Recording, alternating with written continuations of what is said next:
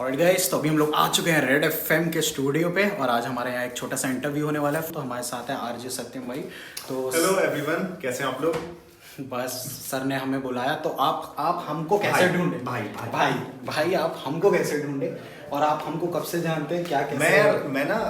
मैं bike lover हूँ। मैं अच्छा। आपको आई थिंक 40-45 हज़ार सब्सक्राइबर्स थे। Okay. मैं तब से जानता हूँ। ओके। एंड क्योंकि जिस शहर में मैं काम करता हूँ जबलपुर में, तो ये वहाँ से हैं। और मेरे को बहुत शौक है ऐसे नए नए लोगों से मिलना और सर्च करना शहर के बारे में। ये हमारे शहर जबलपुर से काफ़ी बड़ा नाम है यार, आप सबको पता है। नहीं। कार्तिक भाई की इतनी बड़ी इंस्पिरेशन है, तो बस हमने ऐसे इनको ढूंढा और आज हम इनका इंटरव्यू करने वाले हैं मेरे शो में।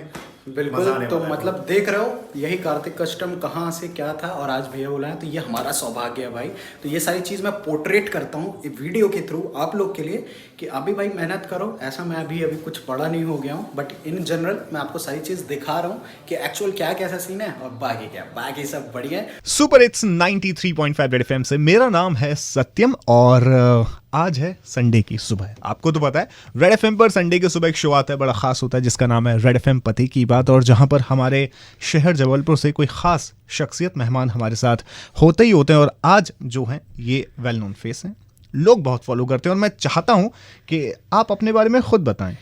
ओके, तो सबसे पहले मैं आपको अपनी तरफ से इंट्रो देता हूं। तो और राइट रेड एफएम फैमिली, मेरा नाम है कार्तिक विशाल और आप सुन रहे हो कार्तिक कस्टम। जी हाँ, ये वही कार्तिक कस्टम्स हैं जिनको आप ने यूट्यूब पर, इंस्टाग्राम पर फॉलो कर रखा है। एंड बहुत लोग बोलते हैं, मतलब मैंने मैक्सिमम कमेंट्स पढ़े रिसर्च की थी तब, कि भाई आप तो हमारी इंस्पिरेशन है। सो मैं आपसे जानना चाहता हूँ, सबसे पहले तो आपका स्वागत है रेड एफएम पर। बिल्कुल बिल्कुल, बहुत ही अच्छा लगा। इवेंचुअली आप लाइफ में कोई भी स्टेज पे चले जाओ, आप कुछ भी कर लो, आप कितना भी पैसे कमा लो, लेकिन एक रेड एफएम मतलब एक रेडियो चैनल पे आना एक बात में ही बहुत बड़ी बात होती है। ये चीज़ प्राइसलेस है कि आपने मुझे इनवाइट किया, रेड एफएम पूरी टीम ने मुझे इनवाइट किया। उनने मुझे जब ये मेल किया, मुझसे कांटेक्ट करने की कोशिश की, तभी मतलब ज़मीन पैर खिसक गई मेरी कि भाई ये क्या हो गया। सब किसी का एक सपना होता है। मेरी मदर भी थी, सब लोग थे। तो उनने जब ये सुना तो भाई मतलब अलग ही दिल में सुकून लगा। तो मुझे काफ़ी अच्छा लगा आपके शो पे आके।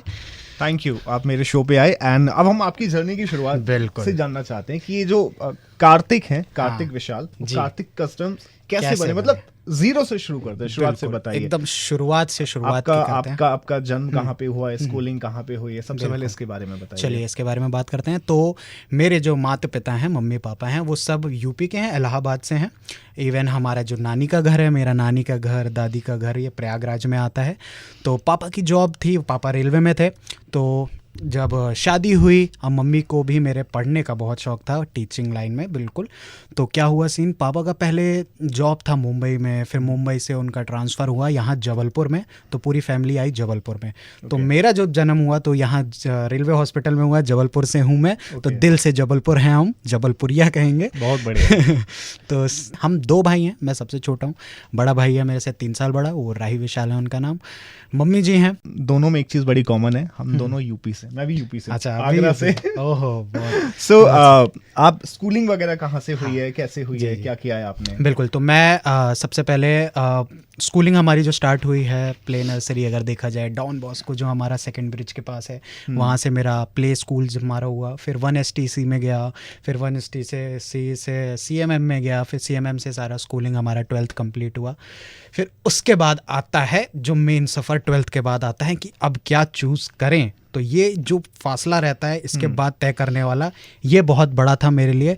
क्योंकि अगर आपको बता दिया जाए कि हमारी मम्मी जो इतनी पढ़ी लिखी हैं, मतलब पूरा मोहल्ले का, मतलब जितना दुनिया में कोई नहीं पढ़ता वो मम्मी को पढ़ना है, इवन अभी तक पढ़ रही हैं। तो अगर मैं मम्मी के बारे में कुछ बताऊं तो वो, उनका नाम है डॉक्टर आशा रानी। उनने PhD की हुई है। वो वाले डॉक्टर नहीं है जैसा आप सोच रहे होंगे, PhD वाले डॉक्टर हैं। एंड वो एडवोकेट भी हैं, एंड वो MSc है, BSc है, BA है, इवन LLB भी है। तो मतलब क्या, कोई भी हर जगह से उनको इतना ज्ञान है, सारी चीज़ है। तो जब वो थी तो मैं उनसे सोचा, तब मैं उनसे डिस्कस किया कि क्या करूं। अगर मैं कुछ बोलता कि नहीं मम्मी कॉमर्स लेना है, आर्ट्स लेना है, तो मैंने अपनी इज्जत बचाई।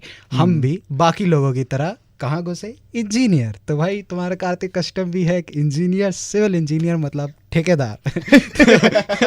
तो हम बढ़े सिविल इंजीनियर की तरफ। तो सिविल इंजीनियरिंग हमने किया हितकार्नी कॉलेज से, जो कि डुमना में है, हितकार्नी। और इवन वही हितकार्नी में मम्मी भी पहले पढ़ती थी। तो आप लोग फिर यही सोच रहे होगे कि भाई ये तो सिविल इंजीनियर किया है, तो कार्तिक कस्टम, आखिर कार्तिक कस्टम बना कैसे? ये मैं पूछूंगा, ये मेरा आपको नहीं बताना है, ये मैं पूछूंगा। जी जी जी। मेरे पास भी तो कुछ होना चाहिए ना पूछने के लिए। एक्चुअली ये है ना, क्योंकि देखो इनका भी जो प्रोफेशन है ना, सेम टू सेम मेरा भी है, क्योंकि मैं व्लॉगर हूँ, तो मुझे बात करना, क्योंकि story telling is a base, story telling आनी चाहिए। और मैं भी बात, या ऐसा अगर ये पॉडकास्ट तो आपके लिए 2-3 घंटे का होगा, फुल एंटरटेनमेंट वाला हो जाएगा, इसलिए मैं सर को ही कंटिन्यू करने मेरे को ऐसा लग रहा है म्यूट पे डाल रखा है मेरे को। अच्छा, मेरे को ये जानना है कि हम होते हैं ना, जैसे कि 12th कर रहे हैं, इंजीनियरिंग कर रहे हैं, तो हमारे ना जो शौक होते हैं, या हम उनको कहें कि जो हमें लाइफ में कुछ करना होता है कि यार हमें करियर इस चीज में बनाना है, ये करना है, तब कुछ अलग होगा। वो क्या था? एंड ये जो बाइकिंग वाली जो चीज है, राइडिंग कहाँ से स्टार्ट हुआ, ये सब कैसे शुरू हुआ? तो बिल्कुल, अगर कार्तिक कस्टम के बारे में बताया जाए तो स्कूलिंग का जो मैंने आपको बताया, कॉलेज का भी मैंने आपको बताया, तो इसके बीच की जो जर्नी थी वो थी सबसे इंपॉर्टेंट। तो अगर बात की जाए फिर जब मैं इंट्रोड्यूस हुआ स्पोर्ट्स से, तो स्पोर्ट्स में काफ़ी दिलचस्पी हो गई। मैं क्रिकेट अंडर 16 खेला हूँ, इवन 4th क्लास में आते आते मैंने कराटे ब्राउन बेल्ट किया है, जिसमें मेडल्स मैंने काफ़ी जीते हैं। यहाँ केरला भवन अगर आप जानते हैं, वहाँ कंपटीशन हुआ, बिल्कुल वहाँ हुआ। फिर उसके बाद स्केटिंग, फिर उसके बाद मैं इंट्रोड्यूस हुआ, मतलब सारे स्पोर्ट्स, फुटबॉल खेलना, स्कूल में जितना भी गेम्स पीरियड होता था, मतलब मैं सारे लेवल में स्किल, चाहे आप मुझसे वॉलीबॉल खिलवा लो, चाहे क्रिकेट खिलवा लो, फुटबॉल खिलवा लो। देखा जाए तो स्केटिंग में मेरे पास है सर्टिफिकेट्स, कराटे में है मेरे पास सर्टिफिकेट। फिर इंट्रोड्यूस हुआ मैं साइकिल से, साइकिल क्योंकि यार सबके घर वाले दिलाते हैं ऑफकोर्स।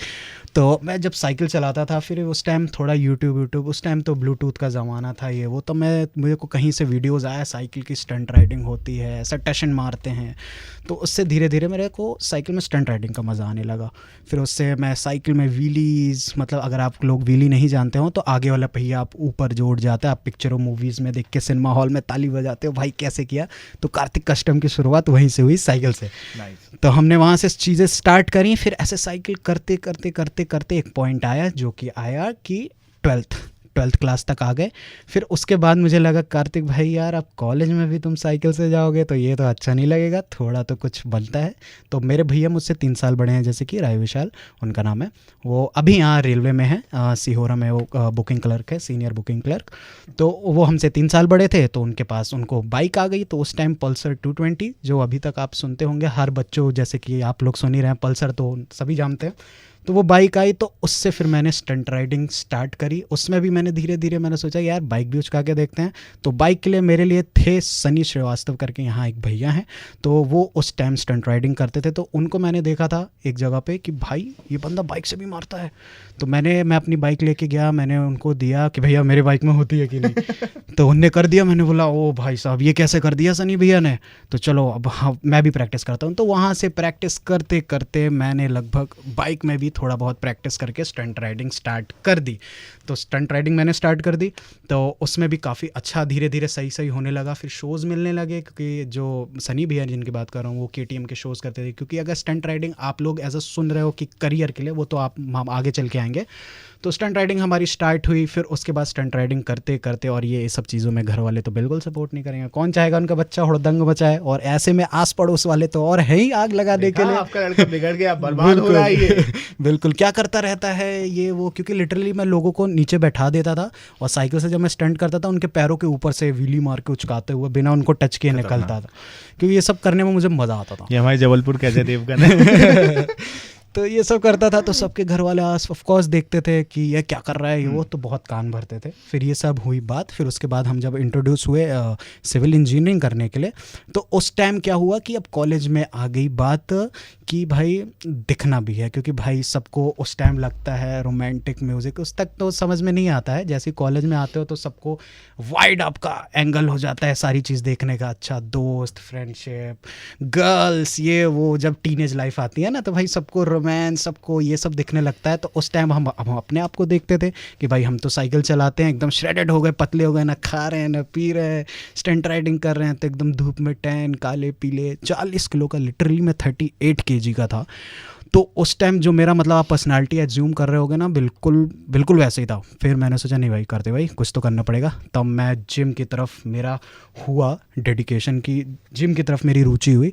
और वो सबसे मैं कहूँगा आपकी लाइफ का, सबकी लाइफ का सबसे टर्निंग पॉइंट वही रहेगा। अगर आप एक बार जिम जाना चले गए तो उससे आपको दो चीज़ तो पता चल जाएगी कि उसमें चाहिए कंसिस्टेंसी। जिम से मैंने यही सीखा है, कंसिस्टेंसी। आपका पास एक रिजल्ट है, वो एक दिन में नहीं आएगा। एक दिन में आप 100 किलो नहीं उठाओगे, धीरे धीरे करके आप उठाओगे। तो उससे मैं चीज़ें, अच्छा कोई चीज़ आपको ड्रीम है, आपको वहाँ अचीव करना है, तो उससे मैंने कंसिस्टेंसी सीखे। थैंक्स कि मैं फिटनेस के लिए घुसा, तो मैं जिम जाना स्टार्ट किया। इवन मेरे को 2 साल हो गए, 2 साल में एक अच्छा फिजिक डेवलप किया। अब जिसमें आपकी रुचि रहती है तो उसमें आपको काम करने में भी मज़ा आता है ना। कोई मेरे को डंडे मार के बोले कि जाओ तो उसमें अच्छा काम नहीं होगा, लेकिन मुझे उससे रुचि थी तो मैंने वो चीज़ किया। जैसे कि मैं आपको बता रहा हूँ कि मेरे को अडेप्ट, नई चीज़ें, नई स्किल बनाने में काफ़ी मज़ा आता है। तो जिम भी मैंने स्टार्ट किया बढ़िया। तो फिर फिजिक मैंने 2 साल में अचीव कर ली, अच्छी 76 किलो के पास आ गया। अच्छा मसल मास एकदम बढ़िया, एकदम श्रेडेड, एकदम सब पर्सनैलिटी चेंज हो गई, क्योंकि अच्छा खाना खा रहे थे, एकदम सब पता चला गया, डाइट, न्यूट्रिशन, तो सारी चीज़ हो गई।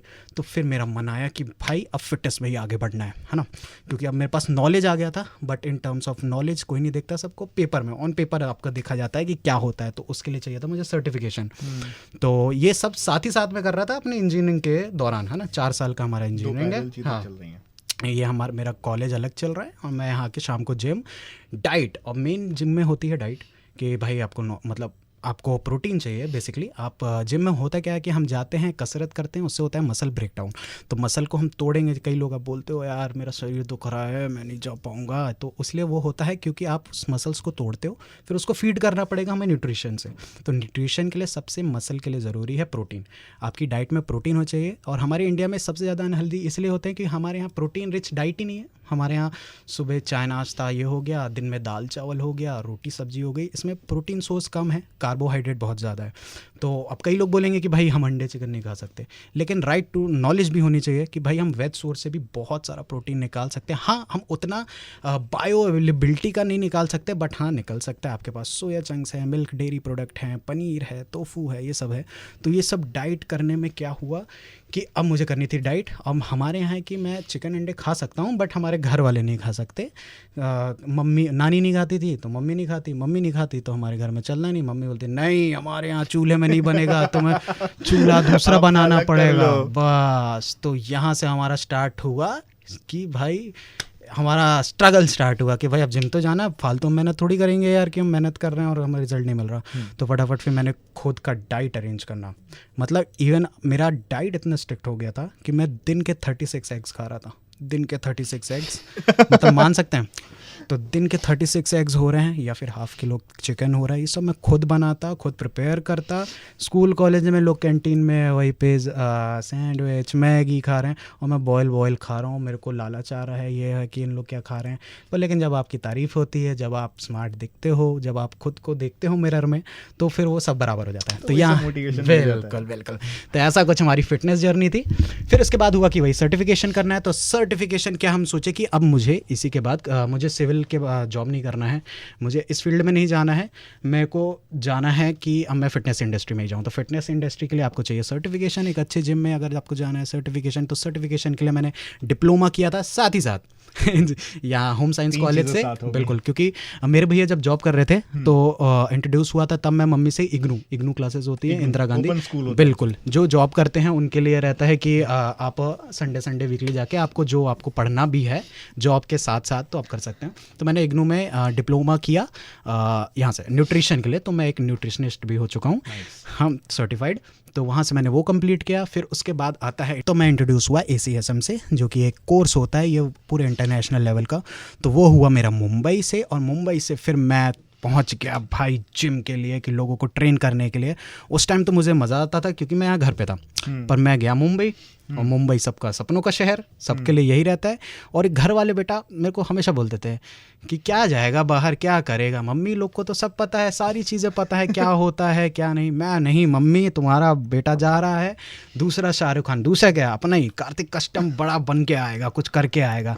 मात्र मेरे को 1 हफ्ते हुए सर्टिफिकेशन कंप्लीट किया, 1 हफ्ते हुए और मेरी लिटरली बैंड बज गई, क्योंकि वहाँ का क्लाइमेट, वहाँ की बारिश इवन मैं गया था यही मौसम में, अगस्त के मौसम में, और वहाँ ऐसा बारिश, ऐसा फ्लड टाइप हो जाता था। और इवन जो ये जिम की, और तो heads off to the respect हमारे जिम ट्रेनर्स की लाइफ को भी, क्योंकि उसमें टाइम ही नहीं बच पाता है आपको। आप लिटरली जिम आपका 6 बजे खुल जाता है, 6 से 12 बजे तक आप उनको ट्रेन करेंगे, फिर उसके बीच में आप थोड़ा बहुत ही कुछ कर पाएंगे, फिर शाम को 4 से लेके 10 बजे तक आपको वहाँ रहना है। तो खुद को टाइम नहीं दे पा रहा था। और मेरी उस टाइम एज क्या थी, 22 साल, है ना।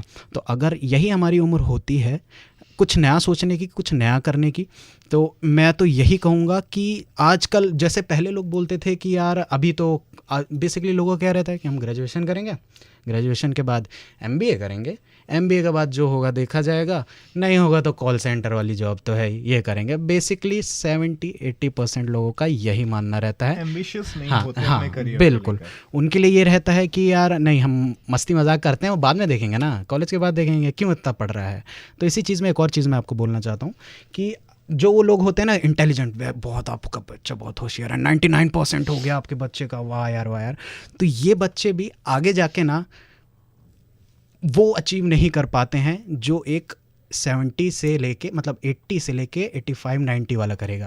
आप लोग सोचेंगे कार्तिक कस्टम क्या बोल रहा है, एंड्रू टेटे बन गया है ये तो अनएम्प्लॉयमेंट करना चाह रहा है, ये क्या बताना चाह रहा है। लोग ऊपर पहुंच जाते हैं तो ऐसी बातें करते हैं, नहीं। तो इसके पीछे एक कारण है, क्योंकि देखिए अभी जो बड़े बड़े भी हैं, जो बड़े कंपनी में भी जॉब करते हैं, वो भी मेरा लाइफस्टाइल पाना चाह रहे हैं। वो भी आप भी कहीं ना कहीं, आज ह्यूमन का तो ये नेचर है कंपेयर करना खुद को दूसरों की लाइफ से, जो है वो किसको पसंद है, जो नहीं है उसके लिए इंसान रोता है। तो सीन यही है कि अगर जो 95% के ऊपर वाला है तो वो एकदम फोकस्ड है अपनी स्टडी के लिए, है ना, वो जी जान कर रहा है, पूरी मेहनत लगा रहा है, दिन में 16-16 घंटे पढ़ रहा है।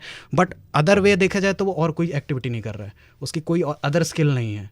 उसको बोल दे जिम चले जाओ, उसको बोल दो, या उसका अलग कोई टैलेंट नहीं है, कोई स्किल नहीं है, तो एक प्रॉपर एक मशीन हो गया है, जो मशीन चल रही है लाइफ में कि भाई सिर्फ उसको वही काम आता है। और वही आप 85% वालों को बोलो भाई वो अपना एकेडमिक्स में पढ़ लेगा, वो क्रिकेट भी खेल रहा है, उसकी स्किल भी है, उसका इंटरेस्ट है कंप्यूटर में, वो वेबसाइट भी बना रहा है, इवन उसको कम्युनिकेशन स्किल भी अच्छी हो रही है, इवन उसकी फिजिक भी अच्छी हो रही है, रिलेशनशिप्स भी अच्छे हैं, लोगों से अच्छे से बात करता है, तो वही इंसान आगे जाके बहुत कुछ नया सोच सकता है, नया ट्राई कर सकता है। तो ये सारी चीज़ हो जाती है। तो बात कहाँ थी, मैं कहाँ चला जाता हूँ। कोई बात नहीं, बहुत ज़रूरी है। ये वही इंसान होते हैं, ये वही बच्चे होते हैं जो कि जिंदगी की जंग अक्सर जीतते हैं। दे नो कि चीज़ें लाइफ में कैसे करनी है, क्योंकि उन्हें बहुत सारे लोगों का पर्सपेक्टिव पता होता है। बिल्कुल, बहुत ही सही बात। ये मैं बड़ी ही प्यार से सुन रहा हूँ सच, क्योंकि कार्तिक भाई के साथ बात करके ना मुझे ऐसा लग रहा है कि कोई है जो लाइफ के बारे में बात कर रहा है। बहुत सच में मुझे बहुत अच्छा लग रहा है, जेन्युइनली मैं बोल रहा हूँ। चलो अब आते हैं अपनी बात पर फिर से वापस। ये तो हुई है आपकी जर्नी हुई है सारी। बिल्कुल। तो ये जो बाइक राइडिंग है, ये प्रोफेशन कैसे बना? कार्तिक विशाल, कार्तिक कस्टम कैसे बने, क्या हुआ है, कैसे बना? बिल्कुल, मैं आपको बैक टू 2016 लेके चलता हूँ, जब हमारे शुरू फेसबुक में चालू हुआ था, इंस्टाग्राम नहीं था तब, फेसबुक में चालू स्टार्ट हुआ था, लोगों की DSLR से पिक्चर आने डलना, अलग अलग पोज में DSLR से लोग फ़ोटो खींचते थे, शूट करवाने जाते थे, भाई फ़ोटो खींच दो। तो उससे क्या स्टार्ट हुआ, कार्तिक फ़ोटोग्राफी। मुझे भी नया स्किल, मुझे मज़ा आता था फ़ोटोज़ खींचने में, तो फ़ोन से ही फ़ोटोज़ लोगों की खींच के, खुद की खींच के, आप जिम जाने लगा था तो खुद की फ़ोटो खींच के फिर उसको एडिट करना, तो वैसे करके फिर मेरा एक नाम निकला कार्तिक फोटोग्राफी, मतलब बहुत कॉमन है। तो मेरे को कस्टमाइजेशन ऐसे करके देखता था। तब हिस्ट्री टीवी में एक शो आता था काउंट कस्टम्स, मैं, और उसमें एक गैराज था जिसका नाम था कस्टम्स नाम आता था उसमें। तो उनसे मैंने कस्टम्स निकाला है। अब वो सुन रहे होंगे तो भाई उनका पेटेंट होगा, मेरा फाइल हो जाएगी तो वहाँ से कस्टम्स आया, कार्तिक कस्टम्स ये जोड़ा, तो उससे धीरे धीरे मेरा टैग लाइन बन गया कार्तिक कस्टम्स। फिर फिटनेस में भी वीडियोस डालता कार्तिक कस्टम, यूज़र नेम भी कार्तिक कस्टम।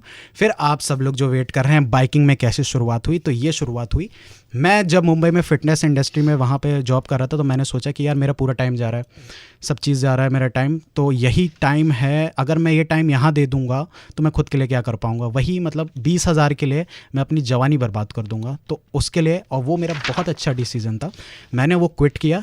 मैं वापस घर आया, मम्मी ऐसा ताली बजा रही आ गए। ये तुमने कर लिया, लोग अक्सर नहीं कर हाँ, पाते हैं। ये करना भी जरूरी है। तो ये थैंक्स टू माय मॉम कि उनने मुझे जाने दिया। अगर मुझे नहीं जाने देता तो मैं जिंदगी भर कोसता कि मम्मी मैं गया होता तो अब क्या होते, जमीनी है ना? हकीकत नहीं पता चल हाँ, पाती। कि क्या होते, मैं क्या बन गया होता, आपने रोक लिया। तो मम्मी ने मुझे जाने दिया, ये बहुत अच्छा है। मेरी मम्मी भी एक सिंगल मॉम है। मेरे पापा एक्सपायर हो गए थे 2010 में। तो मेरे लिए सोर्स ऑफ मोटिवेशन अगर आप पूछना चाहेंगे तो सोर्स ऑफ मोटिवेशन मेरी मम्मी ही है कि उनने इतना पढ़ा, इतना कुछ हुआ, घर लड़ाई झगड़ा तो आपको पता ही है सोसाइटी में और घर वालों में क्या कैसा होता है। तो मम्मी के पास ऑप्शन ये था शादी के मतलब पिताजी हमारे जब एक्सपायर हो गए थे कि या तो जो हमारे दादी साइड से अगर कहेंगे तो वहाँ थे कि आप वापस चलो गांव, क्योंकि हमारी दादी हमारे वहाँ रहती थी इलाहाबाद में, वो यहाँ नहीं थी साथ में। तो उनका ये कहना था कि चलो। तो फिर मम्मी बोली नहीं, ये क्या बात हुई, गांव से लोग शहर में आ रहा है, इस मुकाम में पहुंच रहे हैं। उस टाइम में से ही मेरी मम्मी यूनिवर्सिटी में प्रोफेसर थी हिंदी डिपार्टमेंट में। तो मम्मी ने बोला नहीं, हम 2 रोटी कम खाएंगे, हम नमक रोटी में रह लेंगे, बिना छत के रह लेंगे, क्योंकि हम तो रेलो क्वार्टर में रहते थे। पापा एक्सपायर हुए, हमको छोड़ना पड़ा। इवन जो हमारे भैया हैं तो वो भी छोटे ही थे। तो बोला नहीं, हमको छोड़ना पड़ा, हम कैसे भी रह लेंगे बट हम यहीं रहेंगे। तो मम्मी का स्ट्रगल था, मम्मी का जो था, आज हमारे सर के ऊपर छत है, सारी चीज़ें हैं। तो मैं मम्मी को ही देखता हूँ कि वो आज भी इतने उम्र में पढ़ रही हैं, लोगों को सिखा रही हैं, ट्रैवल कर रही हैं अकेले। मैं दुबई नहीं गया, मम्मी को दुबई यहाँ वहाँ से उनको होता है। अभी इवेंट अहमदाबाद में भी अभी बहुत बड़ा कार्यक्रम हुआ था, मोदी जी वगैरह सब लोग आए हुए थे। अब वो हुआ था, पूजा हुई थी एक था, तो वहाँ पे भी मम्मी को बुलाया गया। तो ये सब मेरा सोर्स ऑफ मोटिवेशन मेरी मम्मी ही है, तो उनसे ही मैंने ये सब सीखा है। तो मैं वापस आया वहाँ से क्योंकि मुझे कुछ नया स्टार्ट करना था।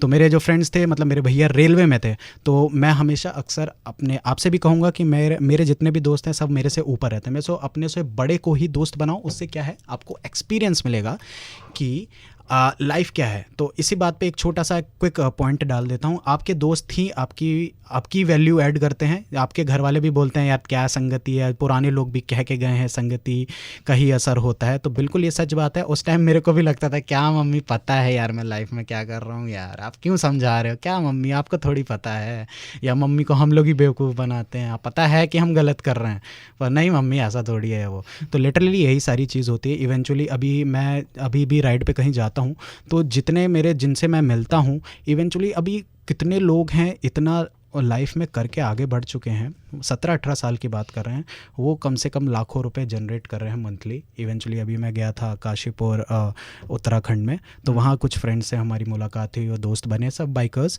तो सबकी स्किल्स अलग हैं, सब जनरेट कर रहे हैं। तो अगर आपके 4 दोस्त हैं सपोज़ जो काम करते हैं, आप उनके पास जाओगे तो आप भी लिटरली काम के बारे में सोचने लगोगे। अब 4 लोग हैं जो मस्ती करते हैं, घूमते हैं, आप उनके साथ रहोगे तो आप उनके जैसा होगे। इसमें आपकी गलती नहीं है, इसमें वो फ्रेंड सर्कल का है। तो लाइफ ये आपकी है, आपको आगे जाके कोसना को ना मिले खुद को, इसलिए घर वाले आपको ऐसा बोलते हैं, स्टॉप करते हैं कि भाई नहीं ये चीज़ गलत है। और वो चीज़ आप समझिए, अगर आपके घर वाले रोक रहे हैं, आपके घर वाले लिटरली आपको गरीब नहीं देखना चाहते हैं, आपको आगे जाके परेशान होना नहीं देखना चाहते हैं। कि आपको जब किसी चीज़ से रोकते हैं, आप खुद सोचते हो आपको कोई चीज़ चाहिए या आपको कुछ लाइफ में करना है या स्टेप उठाना है, बाहर निकलना है, तो अगर आप अपने घर वालों को नहीं मना पा रहे हो तो प्लीज़ उस चीज़ को समझो कि उनका क्या है। आप उनसे पूछो कि आप ऐसा क्यों बोल रहे हो, तो वो बताएंगे बेटा ये, जैसे आपको अगर कहना है कि पैशन को मुझे फॉलो करना है ये वो, तो पैशन के लिए भी आप उनसे, वो अगर आपको रोकते हैं कुछ बोलते हैं तो बिल्कुल समझो। अगर आप उनको समझा लिए तो फिर आपको किसकी फिक्र है, अगर आप उनको समझा लोगे तो बस मेन वही तो हर्डल है। तो वही चीज़ है, आप उनको समझाइए। तो इसलिए बैक टू द टॉपिक आते हैं कि कार्तिक कस्टम बना कैसे। तो जब मैं यहाँ आया, मैंने ट्रैवल एजेंसी स्टार्ट करी दिसंबर में, एंड सब भगवान की दुआ से सब अच्छी शॉप हो गई हमारी, सब बढ़िया हो गया। रेंट पे हमारी शॉप चल रही थी। फिर वहाँ से हमारा स्टार्ट हुआ कि जैसे ही 1 जनवरी को हमने इनॉग्रेशन किया, बिल्कुल अच्छा मार्केट बूम चल रहा था। फिर आया पूरा एक धमाका जिससे पूरी दुनिया हिल गई, वो था कोविड आया मार्च में। मेरी शॉप जनवरी में ही खुली थी और एकदम बूम। मैंने जितना इन्वेस्टमेंट था, नई शॉप थी, छोटे ही थे और पहला बिजनेस था, तो सबको आइडिया नहीं था क्योंकि हमारे में सब जॉब वाले थे, तो हमारे किसी को आइडिया ही नहीं था कि क्या बिज़नेस होता है। तो हमने बोला भाई जितना आ रहा है लगाओ, अपनी दुकान है, अपनी शॉप है, जितना कर सकते हैं करो। तो सारी चीज़ मैंने, जितने फंड्स थे सब किया, भैया ने सपोर्ट किया, मम्मी ने सपोर्ट किया, सब किया, और एकदम से बैम ख़त्म लॉकडाउन। और लॉकडाउन 1 महीना 3 महीना से साल हो गया। तो फिर वो कहानी ख़त्म हुई और यहीं से कार्तिक कस्टम का जन्म हुआ, क्योंकि उसने सोचा कि अब क्या किया जाए। दोस्ती यारी छूट गई, जो था कनेक्शन सब छूट गया, क्योंकि अब क्या ना किसी से मिलना, सब आइसोलेट हैं घर पे, क्या करें एक सोचे। तो सोच के यही लॉकडाउन था लोगों के लिए, जो लोगों के लिए लगता था कि यार ये क्या हो गया, लोगों के बिज़नेस डूबे हैं, बिल्कुल बिज़नेस डूबे हैं लोगों का। पर मेरे लिए ये बहुत अच्छा हुआ, मैंने खुद को तराशा, खुद के बारे में सोचा कि क्या स्किल है, तू क्या करेगा लाइफ में आगे जाके। तब वहाँ से मेरे पास आया कि भाई क्या स्किल है तेरे अंदर। तो मैंने देखा भाई मैं स्टंटिंग कर लेता था, ठीक है, वो छोड़ दिया, वो स्टंटिंग भी छोड़ दिया। फिर जिम था, जिम भी फिर वो ख़त्म हुआ जब से जिम जाना, फिर घर पे ही होम वर्कआउट का था। फिर देखता कि हाँ भाई एडिटिंग आती है, हाँ भाई सारी चीज़ है। तो मैंने स्टार्टिंग से ही मैं चाहता था कि मैं यूट्यूब पे आऊँ, सारी जगह पे आऊँ। मैंने 2013 में जब इवेंट साइकिल से स्टंट करता था तो भी यूट्यूब चैनल स्टार्ट किया था, और उस टाइम नॉलेज नहीं था क्या है, बाहर यूट्यूब से भी पैसा आता है, अच्छा ये कुछ है, वो तो लगता था कि ऐसे टशनबाजी वाली चीज़ है। जब लेकिन लॉकडाउन हुआ मैंने डीपली रिसर्च किया, हाँ सही में, मतलब मुझे लिटरली 2019 से ही पता चला है।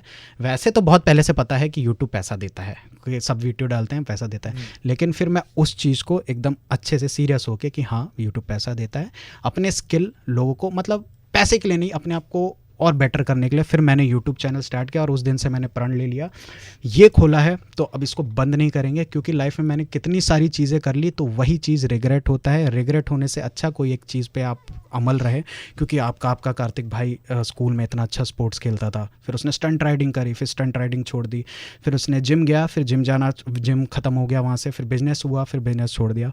अगर मैं किसी एक चीज़ पर ही लगा रहता, हाँ ठीक है छोड़ता नहीं, तो क्या पता मैं अगर स्केट करते करते ओलंपिक्स में जीत जाता, क्या पता मैं जिम करते करते एक बहुत अच्छा वो बन जाता, एथलीट बन जाता, लेकिन चीज़ें ब्रेक कर दी। तो यही मेरी गलती थी। तो इसी गलती को सुधारने के लिए फिर मैंने यूट्यूब चैनल स्टार्ट किया कि नहीं, अब मेरे पास नो प्लान बी। अगर आपकी लाइफ में अभी भी प्लान बी है, या आप सोच रहे हो कि मेरी जॉब नहीं लगी तो मेरे घर वाले के पापा की दुकान में जाके बैठ जाऊँगा, या फिर मेरे पास कॉल सेंटर की जॉब है वो कर लूँगा, अपना लाइफ का जुगाड़ा कर लूँगा, तो नहीं, बिल्कुल अपनी लाइफ के साथ ऐसे नहीं करो। ह्यूमन बॉडी जो है वो बहुत कैपेबल है, इसलिए हम जानवरों से हम अलग क्यों हैं? हमारे पास तो उनके जैसे स्ट्रेंथ भी नहीं है, ना लायन जैसी स्पीड दहाड़ सकते हैं, ना मार सकते हैं, ना हाइट है जिराफ जैसी।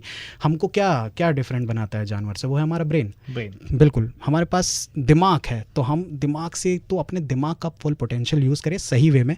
तो मैंने फिर यूट्यूब चैनल स्टार्ट किया, फिर मैंने चीज़ें स्टार्ट करी बाइक से। आपको जैसे बताया पहले ही कि मेरे को बाइक स्टंट राइडिंग वगैरह का ये सब था शौक, तो फिर उससे हमने यूट्यूब चैनल स्टार्ट किया। धीरे धीरे हमने बाइक्स में ट्रैवल करना, स्टंट राइडिंग दिखाना, लोगों को अप्रिशिएशन मिला। यहाँ जो जानने वाले होते हैं वो कभी अप्रिशिएट नहीं करेंगे, लेकिन दूसरों से बहुत तारीफ मिलने लगी। फिर धीरे धीरे करते हम यूट्यूब चैनल में थोड़ा बहुत ग्रो हुए। फिर ये जो पल्सर 220 की कहानी चल रही है ना अभी, लाइक पल्सर 220 पे यूट्यूब चैनल बनाया था, बिल्कुल वो चल रहा है। बिल्कुल। तो उस टाइम मूवी आई थी हमारी कबीर सिंह चलती थी, और कॉलेज में हमारे कुछ लोग होते ही हैं, चौबे जी, दुबे जी, जो थोड़े मतलब मैं किसी का मजाक नहीं उड़ा रहा हूँ, तो जिनके पास थी बुलेट लड़कों में तो सबको रहता है यार, रौला बुलेट, होता है हाँ रौला, रॉयल इनफील्ड, मतलब बुलेट पहचान, दबंगई, हमारे यहाँ कहें तो दबंगई है ना। तो फिर मैं बोला नहीं यार भैया, सब छोड़ो छाड़ो, मुझे चाहिए क्लासिक। तो भैया को बोला ठीक है, भैया बोले कि चलो हमारी तो जॉब है, तुम जाके दिखाओ शोरूम से।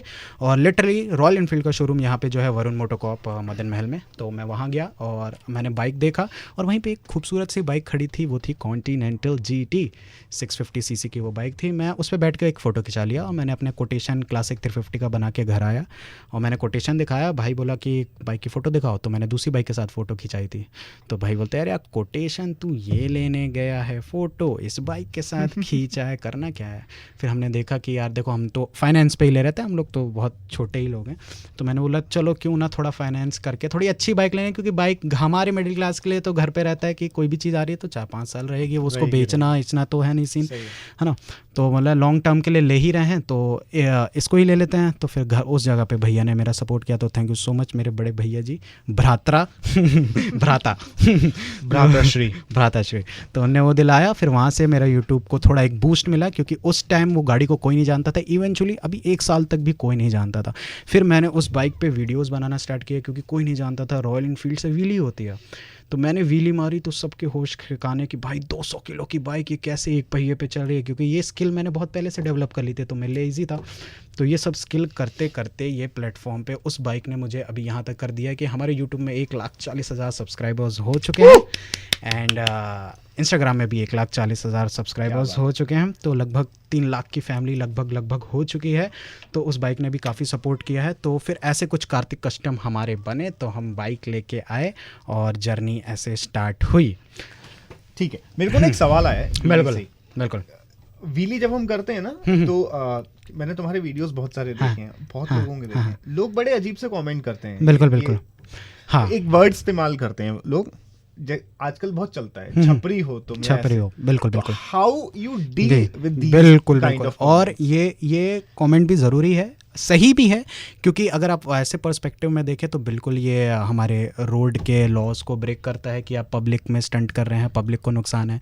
मतलब ये इवेंचुअली आपको नहीं बोलते हैं, अगर आपकी गलती हुई तो सामने वाला भी फालतू में उसको भी हर्ट होगा, तो ये चीज़ सही है। तो जब ये धीरे धीरे मैंने भी ये हरकतें की हैं, क्योंकि पहले हमारे एक तो मतलब इंडिया में ही ऐसा कोई स्पोर्ट्स नहीं है, ये इसको उतना वो नहीं मिला है कि आज बाइक के लिए कुछ एक्सपोजर नहीं है। बाहर ये पूरा एक गेम है ना, ये भी एक स्पोर्ट है। तो उसके लिए ना हमें स्पेशल प्लेस मिलते, अगर हम कहीं स्पेशल प्लेस में करेंगे तो फिर वहाँ 10 मिनट बाद पुलिस आ जाएगी, क्योंकि आजू बाजू वाले कंप्लेन करते हैं। तो रोड पे ही बेसिकली करते ना हेलमेट ना सेफ्टी गियर। तो ये अब मेरा एक प्लेटफॉर्म, एक रुतबा बन गया है। तो इसीलिए मैं आज आया हूँ कि आप लोग को समझाने के लिए, बिल्कुल रोड में बिल्कुल ये सब ना करें। तो यही चीज़ जब प्रोफेशनली मैं हाईवेज पे एकदम क्लोज एनवायरनमेंट पे सब में करता हूँ, तब मैं करता हूँ with safety gears and all. तो उसमें भी कभी कभी लोगों का आता है छपरी है, ये है वो है, तो मैं उनसे भी डील करता हूँ, उनको सारी चीज़ें बताता हूँ कि ऐसा नहीं है। सेफ्टी गियर्स बिल्कुल, मतलब आपकी जितने की बाइक्स है उसका कम से कम 10% तो आप अपने सेफ्टी पे ज़रूर खर्च करें। मैं अभी मतलब कुछ नहीं था, अभी मैं 18,000 के शूज़ पहना हुआ हूँ, ये सब फुल प्रोटेक्शन के लिए, क्योंकि भाई बड़ी रिस्पॉन्सिबिलिटी आती है, मतलब बड़ी पावर आती है, तो रिस्पॉन्सिबिलिटी भी आपकी है उसको संभालने की। तो ये सारी चीज़ थी स्टंट राइडिंग की हमारी। तो इसी के साथ आप कुछ बोलें तो आपके पहले ही मैं समझ गया आप क्या बोलना चाहते हैं। तो इस यूट्यूब में जब आप ये कार्तिक कस्टम बने, तो इसमें फेलियर्स, डिफिकल्टीज क्या आई है, क्या कैसे चीज़ें बदली हैं। ऐसे बैठ जाता हूं ये सुनने के लिए, मैं बाद में इसको कर लूँगा। देखिए आपको हाँ, और कुछ है। पहले तो ये अप्स डाउन जो हुए हैं जर्नी में, कैसे कैसे हुए हैं, क्या क्या कैसे डील किया है, क्योंकि इंसान 1,40,000 सब्सक्राइबर्स हैं आपके, बट एक लंबी जर्नी है बिल्कुल। तो वो जो 100, 500, 1000 सब्सक्राइबर्स होना, मेरे को तो लग रहा है हमको बात करते करते पूरी रात भी हो जाएगी, फिर भी बात नहीं खत्म होने वाली, क्योंकि इतना मज़ा आ रहा है ना इनके साथ बात करने में। तो जर्नी ऐसी स्टार्ट हुई। अब मेन टॉपिक पे आ जाते हैं। आप लोग में से अगर कोई बनना चाह रहा है कि भाई मोटो व्लॉगर कैसे बने, आपका जो करियर ऑप्शन है उसमें क्या करियर ऑप्शन है, क्या क्या करना पड़ता है, क्या कैसे करना पड़ता है।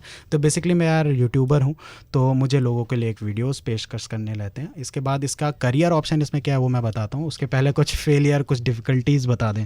तो सबसे पहले तो यही था घर वालों से लड़ना कि इस चीज़ के लिए सपोर्ट करना। तो मैं एज ए जबलपुर में ही रह के वीडियोज़ बनाया। जो कार्तिक कस्टम की फ़ोटोग्राफी स्किल थी, तो वही एक छोटे से कैमरे से, मैंने एक फ्रेंड था वो भी यूट्यूबर है, तो उनसे मैंने एक एक्शन कैमरा मंगाया था, लिया था उनसे लगभग सेकेंड हैंड 6,500 रुपये का।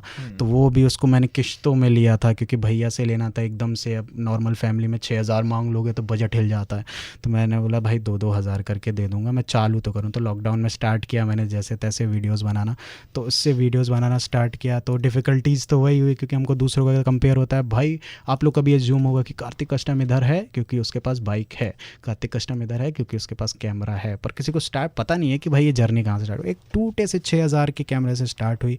उस टाइम कुछ नहीं था, फ़ोन वोन नहीं था। फिर ये वो धीरे धीरे चीज़ें देखी, घर वाले भी सपोर्ट करना चलो कि हाँ भाई क्या वीडियोज़ बना रहा है, इधर उधर पूरा ट्रैवल, भेड़ाघाट, जबलपुर का टूर का। पहले तो यही था कि टूरिंग का ही दिखाऊँ सारी चीज़, तो यहाँ सबका बनाया, वीडियोज़ बनाया। तो फिर धीरे धीरे स्टार्ट किया। तो एक टर्निंग पॉइंट आया लाइफ में कि जब मेरा हुआ एक एक्सीडेंट। क्योंकि भाई ये एक सारे काम में रिस्क है, तो ये भी एक रिस्क वाला ही काम है सब, बिल्कुल।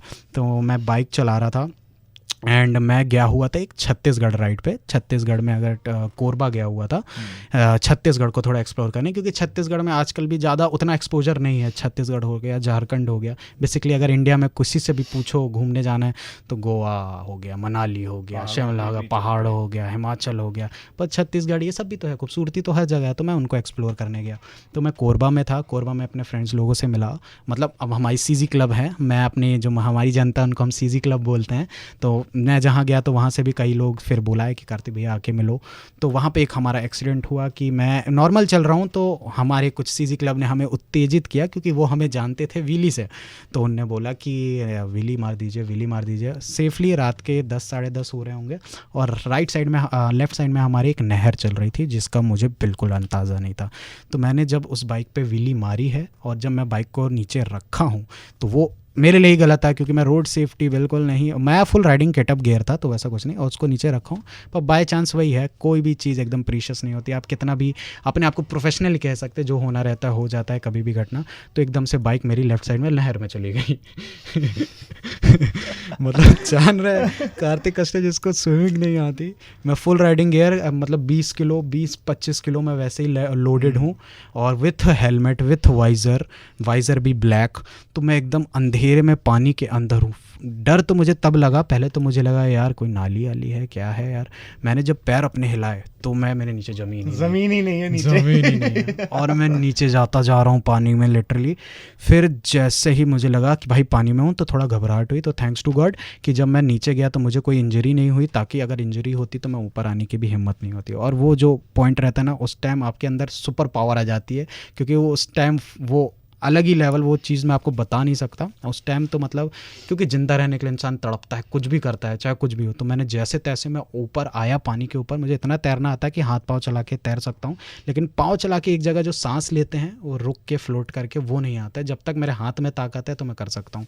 तो मैं जैसे ही ऊपर आया, और वही है भाई मरने वाले को तिनके का सहारा।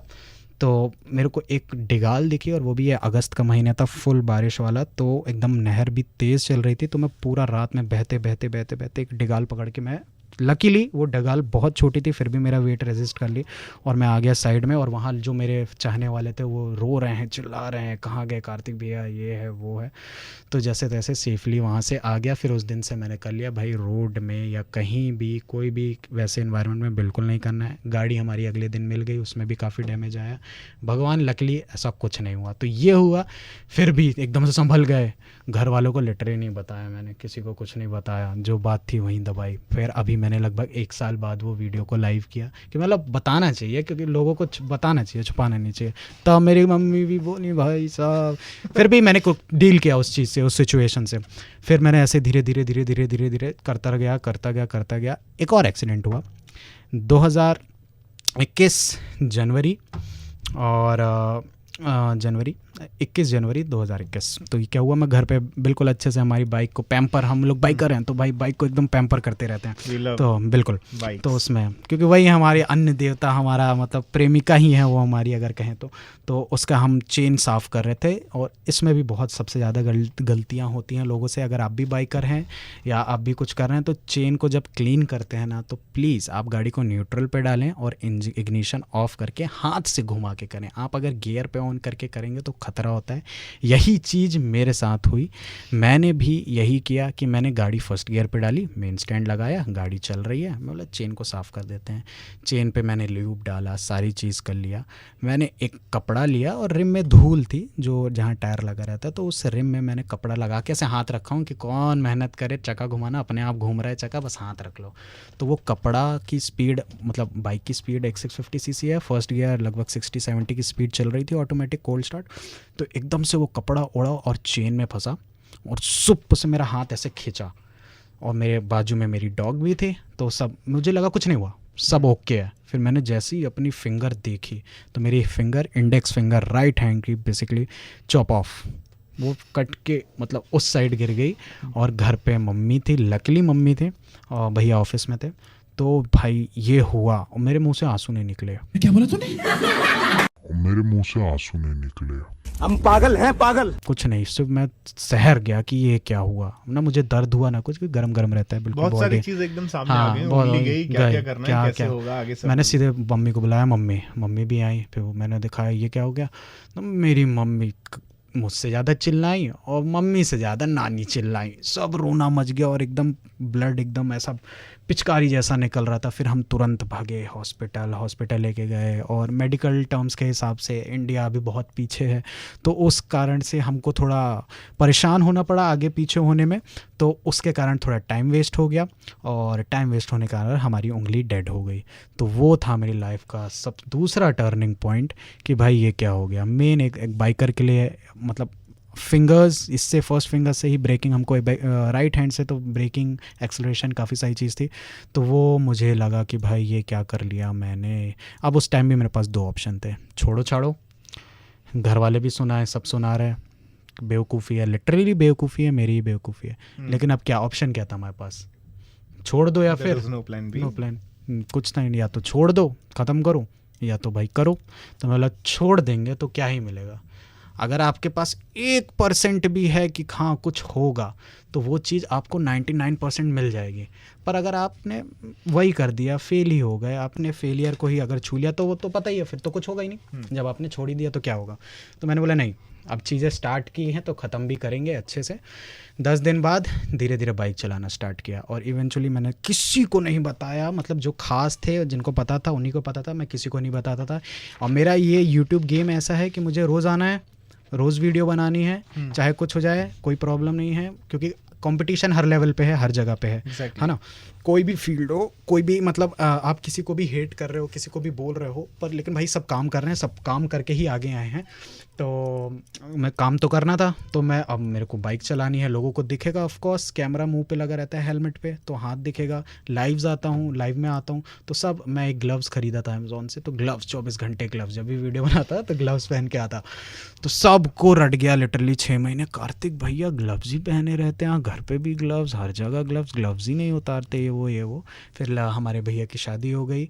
फिर मैंने सोचा अगर मैं उस टाइम दिखा देता और ऐसा वीडियोस बनाता, लोगों को लगता है यार बेचारा बन रहा है, इमोशनल करके सपोर्ट मांग रहा है। आजकल होता ही है, आज भी अब अगर देखा सबको, किसी को भी स्टैंड अप करना है क्राउड से, तो यही सब हरकत कर रहा है, मतलब या तो स्क्रिप्टेड बना रहा है या तो मतलब है तो बेचारा बन के दिखा रहा है। पर क्योंकि अटेंशन ग्रैब करना है आज के टाइम में क्या हो गया है कि यूट्यूब गेम भी जो है वो भी अब कम हो गया है, क्योंकि जब से ये फॉरेन कंपनीज से टिकटॉक आया, टिकटॉक के बाद ये इंस्टाग्राम रील्स आ गया, तो लोगों की हैबिट में होता है स्क्रॉल। अब आ गया है स्क्रॉल। अब जब आपको एक कंटेंट 5 सेकंड में आप स्विच कर सकते हो कंटेंट, तो इंसान फिर यूट्यूब कोई नहीं देखता। आप आज देखे होंगे क्या यूट्यूब वीडियो, कोई नहीं देख पाए होंगे, क्योंकि यार उतना टाइम ही नहीं रहता, इंसान को इंस्टाग्राम से ही मिल जाता कंटेंट। तो फिर यूट्यूब में स्टैंड आउट के लिए वही है कि बेचारा बन रहा है, ऐसा थंबनेल्स बना रहा है, ऐसा ये कर रहा है, तो वो नहीं बनना था, मुझे कंटेंट प्रोवाइड करना था, तो मैंने कंटेंट प्रोवाइड करता गया। 1 साल बाद मैंने फिर एक पूरा वीडियो मैंने बना के डाला, क्या है मेरी स्टोरी, मेरी फिंगर कट की, तो वो मेरे यूट्यूब पे भी है, अगर आप उसको डिटेल में देखना चाहते हैं तो सारी चीज़ वहाँ बताइए। तो ये चीज़ किया, फिर उससे भी लोगों को लगा, तब लोगों को पता चालू हुआ, तब Kartik Custom as a entertainer से वो शिफ्ट होने लगा कि भाई इंस्पिरेशन, ये इंस्पिरेशन दे रहा है। तो मैं सिर्फ इस प्लेटफॉर्म पे नहीं आया हूँ, मैं इस दुनिया में सिर्फ इसलिए नहीं आया हूँ कि जस्ट टू एंटरटेन। मैं लोगों को अपनी लाइफ से एजुकेट भी कर रहा हूँ, उनको इंस्पायर कर रहा हूँ, उनको और पोटेंशियल दे रहा हूँ, सभी जनों को, कि भाई वो अपने लाइफ में जो उनके ड्रीम हो, जो उनके सपने हो, वो बिल्कुल अचीव करें। कोई भी चीज़ नामुमकिन नहीं है। शाहरुख खान को नहीं पता था कि वो इंडस्ट्री रूल करेगा, या ना मुझे पता था कि मैं इस आगे तक आऊँगा। अगर मैं सोचिए, अगर मैं जिम जो वर्कआउट करने, जो ट्रेनर बनने मैं मुंबई गया था, मैं उस टाइम 25,000 की जॉब थी वो मेरी, अगर 25,000 से करके अभी 2 ही साल हुआ है, हार्डली मैं 50,000 कमाता, क्या रहता, कुछ नहीं रहता। और अभी मेरे पास 3 लाख की ऑडियंस है। वही सेम चीज़ अब मैं ऑनलाइन ट्रेन करता हूँ लोगों को। 3 लाख में से एक स्टोरी डालता हूँ, 10 लोग आते हैं, 10 लोग आएंगे, 10 लोग से उतना 5 मनी नहीं बता रहा हूँ, थोड़ा बहुत भी अमाउंट चार्ज किया तो वो चीज़ मैं एक दिन में कमा सकता हूँ। तो ये था मेरा माइंडसेट कि भाई सही जगह, सही टाइम, सही यूज़ करना है। सिर्फ हार्डवर्क नहीं करना है लाइफ में कि भाई हार्डवर्क, या तो किस्मत को कोसना कि यार मेरी किस्मत ही ख़राब है, उसके पास देखो ना, उसके पास तो कैमरा है इसलिए वो कर रहा है, उसके पास तो देखो ना सुपर बाइक है इसलिए वो कर रहा है, उसके पास देखो ना इतना अच्छा कंप्यूटर है तभी कोडिंग कर रहा है, उसके पास देखो इतना अच्छा स्किल है पढ़ने में इसलिए ये कर रहा है। तो ऐसा नहीं है, जो है आपको उसी चीज़ से मेरे घर वालों ने भी सिखाया, जो है उससे करो। और लेकिन ये नहीं है कि जितना पैर है, जितनी चद्दर है उतना पैर सफा लो, मतलब समेटो। आप एक गोल बनाओ, गोल रियलिस्टिक होगा तभी तो मज़ा आएगा। अगर रियलिस्टिक गोल है तो भाई जो ये हमारा होता है ना कंफर्ट जोन से जब तक बाहर नहीं निकलोगे तब तक कुछ नहीं होता है। तो सोच आपकी हमेशा एकदम टॉप की होनी चाहिए, जो एकदम हार्ड, एकदम अलग ही हो, मतलब वो हो, आपको भी लगे कि ना हो पाएगा, लेकिन भाई 1% मेहनत भी करोगे ना तो वो चीज़ हो जाती है। तो ये फिंगर कटी, फिर ये सब हुआ। तो अब ऐसे करते करते वीडियोस बना के करते करते लोगों का सपोर्ट आने लगा, अच्छा आने लगा, मुझे भी अच्छा लगा। फिर मुझे काम और अपना अच्छा लगा कि हाँ मैं लोगों को इंस्पायर कर रहा हूँ। जब मुझे ये चीज़ पता चली कि अब मैं इंस्पायर कर रहा हूँ तो मैं और अपने काम को फ़िल्टर कर दिया, क्या चीज़ गलत है, बिल्कुल जो गलत है। इवेंचुअली जैसे मैं बता रहा हूँ कि स्टंट राइडिंग बिल्कुल गलत है, लोग मुझे कमेंट करते हैं, मैं बिल्कुल बोलता हूँ बिल्कुल गलत है, आप नहीं करना है, just for entertainment, just for educate मैं आपको कर रहा हूँ इस चीज़ से, बस और कुछ नहीं। तो बिल्कुल अपनी गलती मानो। इंसान वही है भाई जो झुक जाए, नहीं तो अकड़ तो मुर्दों में भी है। सही बात है, सही बात है ना? है, सही तो बात है। सारी चीज़ गलती है तो बिल्कुल स्वीकारो, अच्छाई है तो पता ही चलेगी। तो ये सारा काम ऐसा चलता गया। तो कार्तिक कस्टम आज आपके सामने यहाँ पे हैं। यही लोगों का प्यार मिलता गया, यही लोगों का सपोर्ट मिलता गया, घर वालों को भी सपोर्ट, सब लोग का सपोर्ट।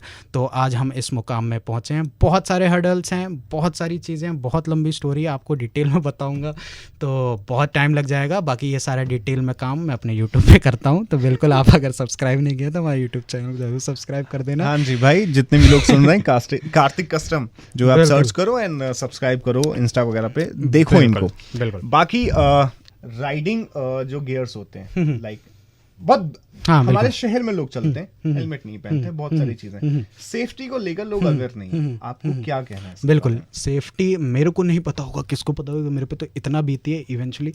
मतलब ये बात, सेफ्टी बहुत ज़रूरी है गाइस। प्लीज़ अगर आप ये रोड पे चल रहे हैं, आपके पास कितनी भी स्किल है, मेरे पास भी थी स्किल, मेरे पास भी था एक्सपीरियंस, पर फिर भी दुर्घटना होने से कोई नहीं रोक सकता। जिसको जो होना है कभी भी हो सकता है। तो एटलीस्ट एक अपनी बाइक का 10% आप अपने राइडिंग गियर्स पे इस्तेमाल करें।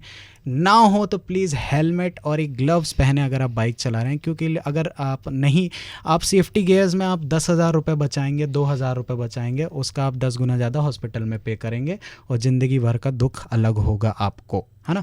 तो प्लीज़ आप अगर राइड कर रहे हैं, चाहे आप कार में हैं, तो प्लीज़ आप सीट बेल्ट लगाइए। चाहे बाइक राइड कर रहे हैं, हेलमेट तो श्योर, और पीछे पिलियन वाले को भी दें। बिल्कुल कभी भी कुछ भी हो सकता है। इवेंचुअली मैंने राइड में सब देखा है, सब जगह एक्सपीरियंस किया है, रोडों में क्या एक्सीडेंट हो जाता है। एक हेलमेट ज़िंदगी बचा लेता है भाई। तो इसीलिए मैं ये कहूँगा प्लीज़ सेफ्टी तो बहुत ही ज़रूरी है। सेफ्टी गियर्स ने भी मेरी लाइफ अभी तक टिक के बचा के रखी है। तो प्लीज़ सबसे यही निरोध है कि आप प्लीज़ अनुरोध कोई बात नहीं। काट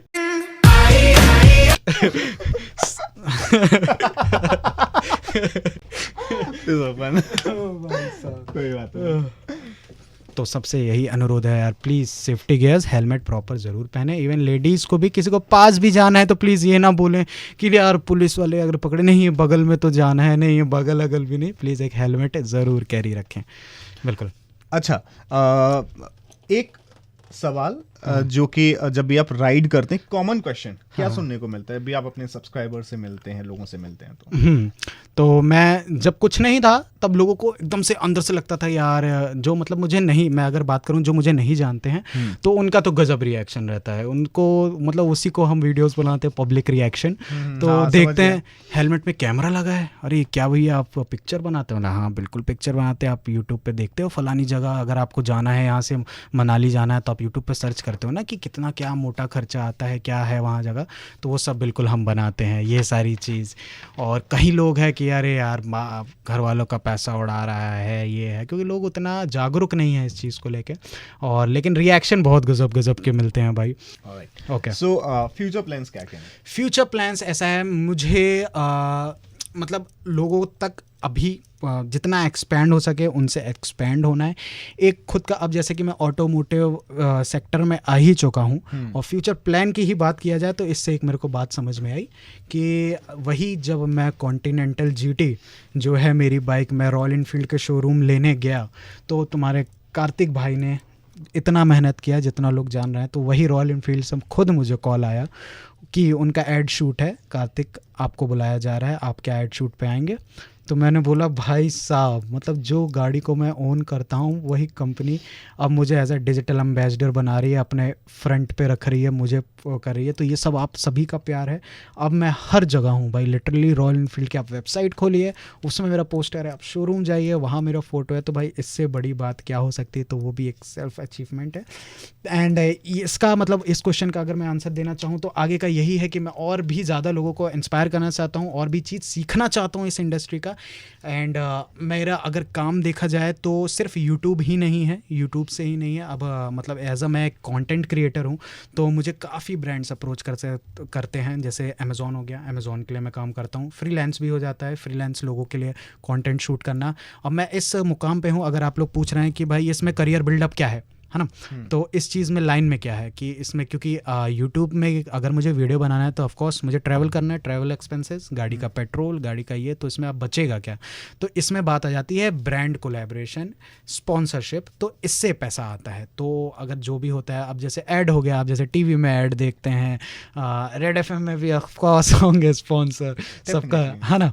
तो ऐसे स्पॉन्सर करके वहाँ से थोड़ा थोड़ा पैसा आता है। तो ये सारी चीज़ है। तो इसी चीज़ को मैं एक अपना एक एरा बनाना चाहता हूँ कि कार्तिक कस्टम एक ऑटोमोटिव सेक्टर के एक कुछ लेवल है, और मैं चाहता हूँ कि मेरी एक शॉप हो, एक वर्कशॉप हो, जिसमें मैं सुपर बाइक्स के बारे में, स्पेयर पार्ट्स, मतलब क्योंकि अब बिल्कुल बाइक लवर हैं और ज़िंदगी भर तो राइड नहीं कर पाएंगे ऑफकोर्स, तो बाइक के लिए मैं कुछ सोच रहा हूँ कि मैं एक खुद का एक शोरूम, मतलब वर्कशॉप हो, जिसमें बाइक्स के लिए एसेसरीज, पार्ट्स, काम ये सब करूँ।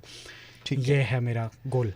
एक मैसेज, क्योंकि हम इसको बाइंड अप करेंगे, बिल्कुल तो बिल्कुल। एक मैसेज जितने भी लोग हमें अभी सुन रहे हैं, हाँ। क्या देना चाहेंगे?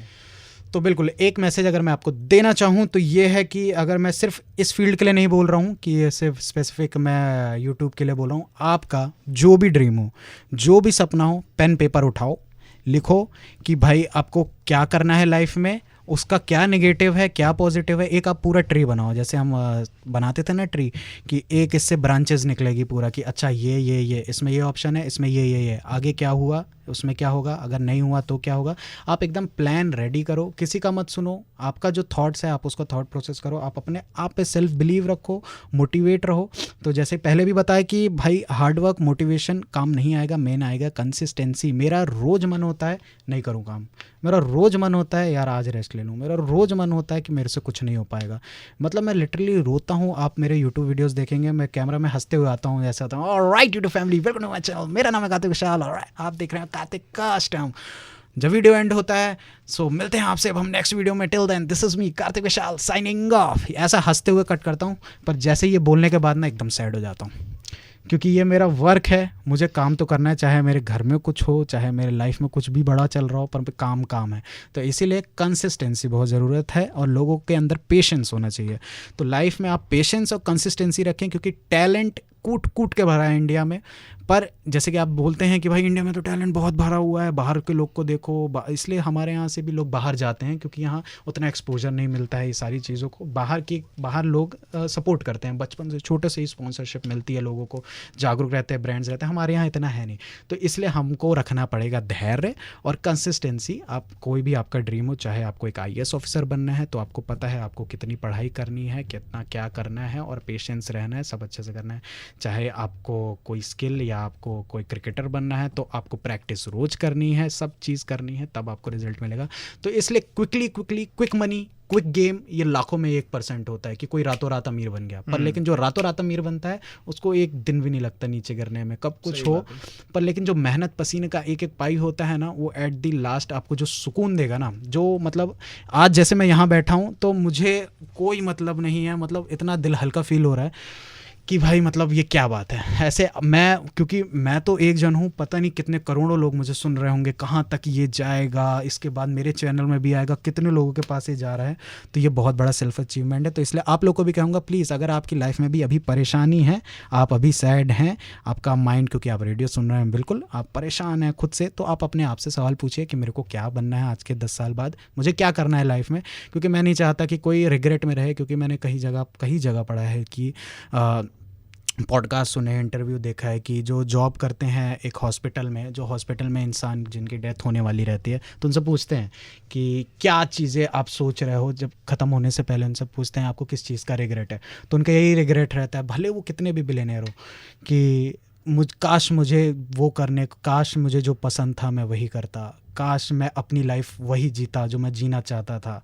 लोगों के अंदर यही आता है, क्योंकि पैसा is not a big game, पैसा तो हर जगह से आ ही जाएगा, लेकिन आत्मसंतुष्टि, आपको जिस काम के लिए प्यार है आप प्लीज़ उसके लिए मेहनत करें। अगर आपके अंदर मेहनत, जज्बा, कंसिस्टेंसी और मतलब आपके अंदर रहेगा दम तो आप बिल्कुल टॉप पे जाएंगे। तो ये मेरा मानना है, अपनी लाइफ से कभी हारिए नहीं, तो जितना फेलियर आता है उसको एम्ब्रेस करिए, एम्ब्रेस द पेन। बिल्कुल ये आपको कंफर्ट जोन से बाहर निकालेगा। उस जगह अगर किसी ने हार मान लिया तो बस ख़त्म, और पर लेकिन उस जगह जो डटा रहा। तो इसी के साथ एक बात बोल के ख़त्म करना चाहता हूँ आज का ये, कि भाई हारा वही है जो लड़ा नहीं। बहुत ही सही बात, और ये सही बात है, हारा वही जो लड़ा नहीं। अगर आप हार के लड़ते ना तो आपको रिग्रेट नहीं रहता। हाँ हाँ हाँ ये तो रहता बिल्कुल, है कि हमने ट्राई तो किया। बस तो यही है कि बस लड़ो, लाइफ में आगे बढ़ो, और बाकी क्या, बाकी सब तो बढ़िया है। बहुत ही बढ़िया, बाकी सब बढ़िया, मजा आया। हमने बहुत लंबी बातचीत की है and I am so happy and thank you so much. Thank you मुझे भी बिल्कुल बुलाने के लिए, मुझे भी बहुत अच्छा लगा। एक ऑप्शन है करियर में साइड भी, हाँ हाँ मोटिवेशनल स्पीकर। बिल्कुल बिल्कुल बिल्कुल। मैं सोच रहा हूँ कि थोड़ा थोड़ा लोगों के क्वेश्चंस उठा के एक Q&A में मैं हर बार यही करता हूँ। मैं सब लोग चालू हो जाते हैं यार ये ज्ञान दे रहा है, ये है वो है, लेकिन इवेंचुअली जिनको समझ में आ जाता है बात तो लगता है वो आके बोलता है। और इवन मैं भी अपने जितने फ्रेंड्स हैं ना, हम लोग भी जब अभी गैदरिंग होती है, जो मेरे 5 साल पहले, क्योंकि मैं जबलपुर से हूँ, मैं उनको देखता हूँ वो वहीं के वहीं हैं। वो उनके पास मेरे से ज़्यादा सोर्सेज थे उस टाइम, क्योंकि मैंने स्टार्ट सिर्फ 6,000 से किया था। आज मैं लिटरली सब, मतलब क्या ही बोलूँ, मैं सारी चीज़ कर रहा हूँ, खुद के पैसों से कर रहा हूँ, मैं घर से इवन अभी मैं एक सुपर बाइक भी लेने वाला हूँ, एक छोटी सी चीज़ से जो धमाका होने वाला है, तो सुपर बाइक भी लेने वाला हूँ। तो वो भी मैं सब खुद से अर्न कर रहा हूँ। और मैं जब उनसे मिलता हूँ, वो उनके पास मेरे से भी ज़्यादा था फैमिली सपोर्ट बैकग्राउंड, लेकिन वो वहीं है। तो ये क्या होता है, लैक ऑफ पोटेंशियल, खुद से करना, आलस। तो प्लीज़ आलसी नहीं बनिए, आप अपने काम, अपने ड्रीम के लिए निकल जाइए। और मैं तो ये कहूँगा आप एक्सप्लोर करिए पूरा इंडिया। जितने नए लोगों से मिलेंगे, जितनी नई बातचीत होगी, आपका माइंड उतना खुलेगा। जितना बंद कमरे में रहेगा तो आपका माइंड उतने में ही रह जाएगा। तो आप प्लीज़ अच्छे लोगों से मिले, अच्छी फ्रेंडशिप बनाएं, और बस।